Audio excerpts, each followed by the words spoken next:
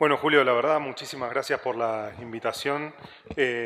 Para mí un verdadero placer estar acá. La verdad es que cuando nosotros empezamos a hacer esto de fluorescencia, nosotros nos empezamos a dar cuenta que había mucho más información de la que nosotros sabíamos. ¿Tengo esta computadora conectada? Conéctame esta, porfa. Y empezamos a entender que la cirugía pasaba por otro lado, que nosotros teníamos que respetar determinados tejidos. Cuando empezamos a ver la perfusión, después vesículas y después ganglios centinelas y paratiroides, empezamos en las discusiones que tenemos todos los días con Raúl a ver, bueno, ahora qué más, qué es lo que sigue. Y podemos ver nervios o no. Y realmente empezamos a investigar un poco. No, no me proyecta. Esta computadora. René, me la...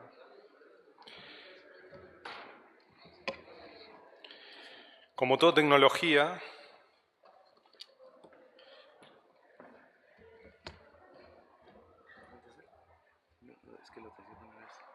ok, listo, ahí te salen. Perfecto.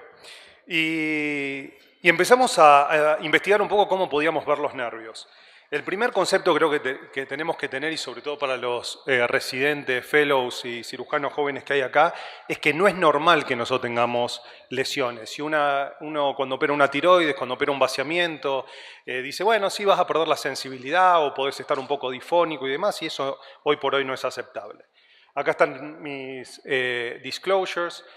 Y vamos a ver rápidamente a través de la presentación estos tópicos, el por qué esto es importante, cómo fuimos desarrollando este tipo de tecnología, cuáles son los prototipos que establecimos y realmente la cámara definitiva que va a estar disponible el año que viene para la venta.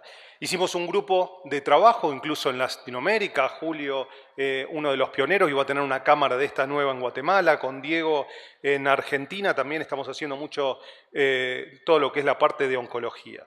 Si ustedes se fijan un poquito, cada vez que nosotros operamos, y este es el número de cirugías que hay en Estados Unidos por año, fíjense la cantidad de complicaciones que nosotros tenemos o falta de resolución de problemas. Tenemos recurrencia de tumores, tenemos leaks en las anastomosis colorectales y también lesiones en los nervios hasta el 20%. Esto es muchísimo. Cuando antes el doctor Peñalonso presentaba que en grupos chinos presentan hasta el 40% de hipocalcemia postoperatoria, eso le dice que ustedes operan 2 pacientes y uno probablemente se complique. Eso no es aceptable. ¿Y cómo nosotros podemos lesionar nervios cada vez que estamos separando tejidos? Los podemos clipar, tenemos un vaso que sangra y vamos a cauterizar y tenemos el nervio al lado y no lo vemos bien. O muchas veces cuando nosotros lo estamos buscando, en algunos casos es muy fácil, en otros no tanto. Y cuando estamos generando disecciones, ahí lo podemos lesionar si nosotros no lo vemos. Y la tasa de complicaciones realmente es significativa y cambia la calidad de vida de los pacientes. Los casos más comunes, y por eso ha tenido tanto auge probablemente el robot en cirugía urológica, es porque, y Raúl se va a enojar conmigo, es porque pueden quizás proteger un poco más los nervios y evitar las impotencias, pero si ustedes se fijan también hay muchos casos que tienen variabilidad anatómica, como el caso de los nervios laringeos recurrentes. Ustedes estudian dónde están, saben dónde están, pero cuando los van a disecar no los encuentran, porque tenemos hasta el 25% de variabilidad. Entonces el paciente se levanta de la cirugía, se despierta y no está hablando bien. Y obviamente en casos más complejos puede terminar hasta una traqueostomía. Por eso, y esto obviamente tiene un impacto económico muy importante, hay cerca de 860.000 lesiones nerviosas en Estados Unidos por año, no necesariamente definitivas, aunque sea transitorias, y esto genera un impacto realmente muy importante de los costos legales. Si un paciente tiene una lesión recurrencial van a tener que hacer una fibro, controlarlos y demás. Hoy, ¿qué tenemos para ver los nervios? Y esto es realmente importante. Tenemos obviamente la experiencia del cirujano, que esto es indudablemente muy importante, a más experiencia, menos complicaciones, y tenemos el neuromonitoreo. En algunos casos sirve, en otros no, es solamente para nervios motores no sensitivos, y realmente esto no nos ha modificado la tasa de complicaciones porque no es en tiempo real. Nuevas alternativas, hay muchos cirujanos, investigadores a nivel mundial que han estudiado distintas maneras para ver los nervios, distintas técnicas y demás, y hay muchos grupos que han invertido millones de dólares en ver los nervios con contraste.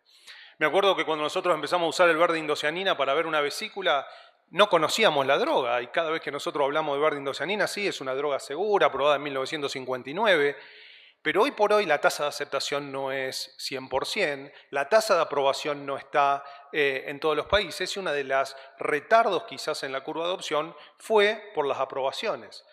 Cada vez que ustedes le van a administrar un contraste a un paciente tiene un riesgo, y esto no es realmente aceptado. Grupos en Estados Unidos principalmente generaron mucha cantidad de contrastes, como ustedes ven ahí, para poder ver estos nervios, y obviamente tienen distintos grados de adherencia, es decir, los contrastes se pueden adherir a la mielina, se pueden adherir a otras estructuras. Ustedes le administran un contraste, es caro, y no saben si en 10 años, 15 años o 20 años el paciente va a desarrollar una esclerosis múltiple o algún tipo de enfermedad degenerativa porque le están administrando esto. Es así como nosotros ya hace largo tiempo comenzamos a buscar la idea de cómo poder ver los nervios de manera fluorescente, de hacerlos brillar.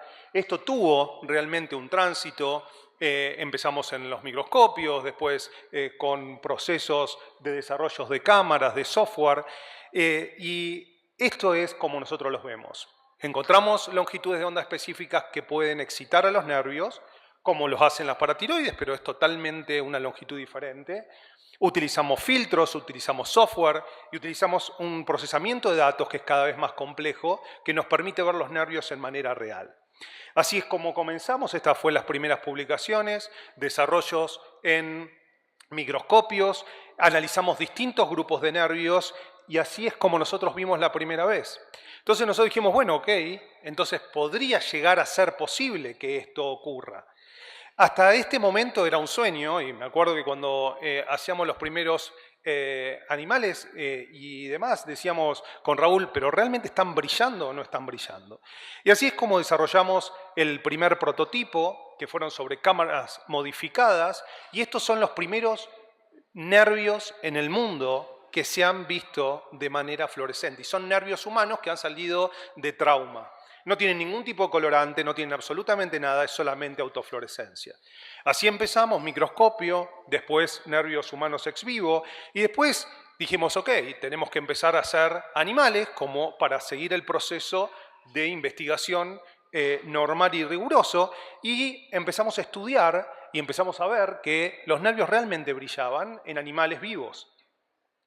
Pero obviamente cada vez que ustedes van a hacer y van a analizar desde el laboratorio hasta que ocurre en humanos, puede ser que funcione perfecto en un laboratorio, perfecto en animales, y cuando lo van a hacer en humanos no funciona. Entonces nos complejizamos un poco más, comenzamos a desarrollar cámaras, a ver cómo podíamos ver esto en animales, y comenzamos a hacer nuestras primeras experiencias en humanos.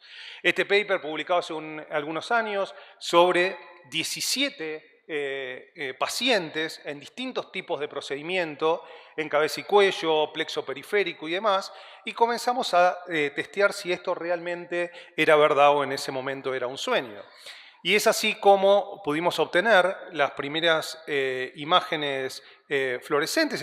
Esta es la primera parótida operada en el mundo con visualización nerviosa fluorescente, con un equipo muy rudimentario en el cual nosotros hicimos brillar los nervios sin administrarle contraste a ningún paciente. Comenzamos a hacer más casos, a ver si esto era reproducible en los distintos pacientes. Encontramos una diferencia entre lo que es el tejido periférico y lo que es el background y lo que es el nervio en sí, Y seguimos estudiando. Esto es un artículo publicado recientemente sobre nervios recurrentes en tiroides, que es la mayor cantidad de experiencia que tenemos. Y realmente estudiamos nervios derechos, nervios izquierdos, en cáncer de tiroides, en tiroiditis. Y vimos que veíamos más los nervios, que la visualización con luz blanca era significativamente mejor con este tipo de tecnología que con luz blanca, era más claro, y cuando lo analizamos estadísticamente veíamos mayor longitud de nervio incluso. Comparamos los distintos intensidades lumínicas entre lo que es el nervio, entre lo que es el background, lo que era la tiroides, y era estadísticamente significativamente mayor el brillo que teníamos del nervio en comparación a otras estructuras.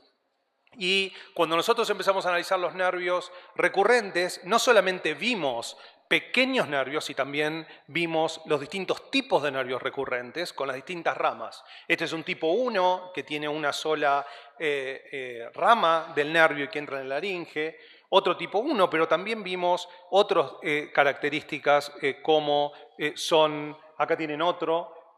Fíjense qué bien que se ve el nervio de manera fluorescente ahí y brillando. También pudimos ver tipo 2 con 2 ramas, y cuando ustedes ven esto realmente son muy pequeños nervios. Es decir, no solamente es factible, no solamente es reproducible en todos los casos y lo vemos siempre, sino también vemos muy pequeños nervios que son como un pelo de tamaño. Y también vimos, esto es muy raro de ver, tipo 3, trifurcación del nervio recurrente con distintas ramas.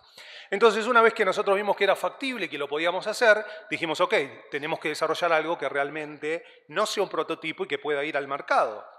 Entonces desarrollamos Dendrite. Esta es la cámara que va a salir al mercado, sin el mango, porque probablemente no se lo pongamos, va a estar adherido en algunos casos, se puede tener, es muy liviana, muy cómoda de usar, y esta es la manera en la cual usamos. Esto es la rama de un nervio facial con un overlay, y fíjense en tiempo real cómo brilla el nervio directamente sin la administración de ningún tipo de contraste. Obviamente esto, fíjense, hasta la base nervorum del nervio se puede ver por arriba, y estamos hablando de la rama inferior de un nervio facial, y esto es realmente un nervio sumamente pequeño.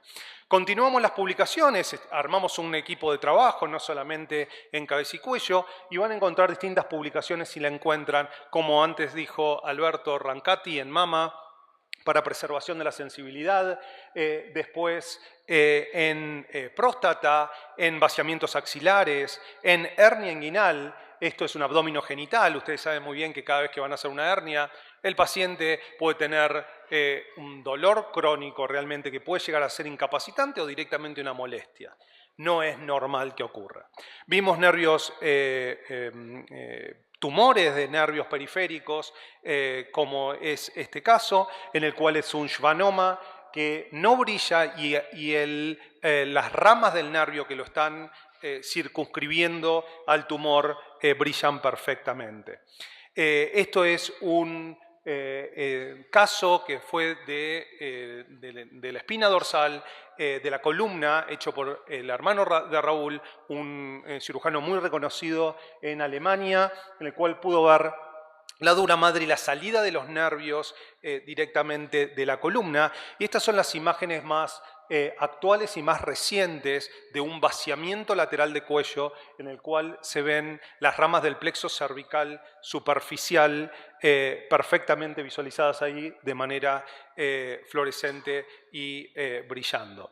Esto es un case report publicado hace muy poquitito de la visualización de nervios durante la prostatectomía, y yo creo que realmente esto no solamente va a estar en cirugía abierta, sino que va a estar en todas las plataformas para poder cuidar los nervios. Hoy por hoy, esto es lo que tenemos, un sistema de visualización de nervios seguro, factible. Estamos presentando todo para la FDA, que seguramente va a estar listo a fin de año o principio del año que viene.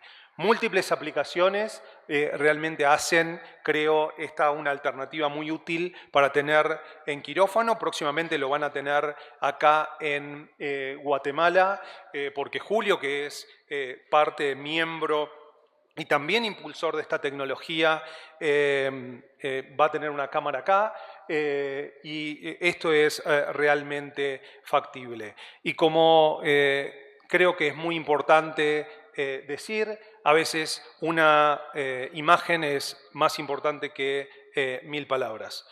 Muchas gracias.